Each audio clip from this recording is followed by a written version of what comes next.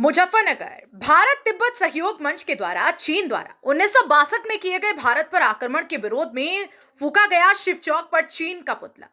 जनपद मुजफ्फरनगर के शिव चौक पर शुक्रवार को भारत तिब्बत सहयोग मंच के द्वारा चीन द्वारा 1962 में किए गए भारत पर आक्रमण के विरोध में चीन का पुतला फूका गया, जहां पर उनके द्वारा चीन के सामान का भी बहिष्कार किया गया।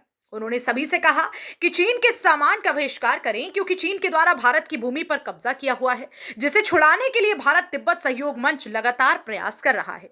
वहीं उनके द्वारा कहा गया कि जब हम चीन के सामान का बहिष्कार कर देंगे तो चीन की कमर टूट जाएगी, क्योंकि सबसे ज्यादा चीन का सामान भारत में इस्तेमाल किया जाता है। जनपद मुजफ्फरनगर से सचनामा इंडिया प्लस न्यूज के लिए संवाददाता तनवीर मलिक की रिपोर्ट। ये हम लोगों ने विरोध में पुतला दहन किया है। वो इसलिए कहा है कि 20 अक्टूबर 1962 को चाइना ने हमारी सीमाओं पर हमला किया था, उसके विरोध में हम लोगों ने आज ये जो पुतला दहन है ये किया है।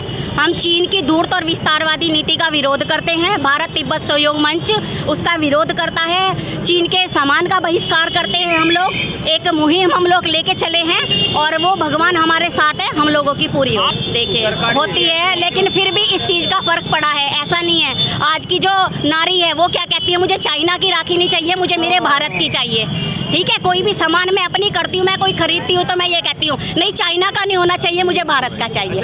नहीं ऐसा नहीं है कि डिमांड बढ़ी है।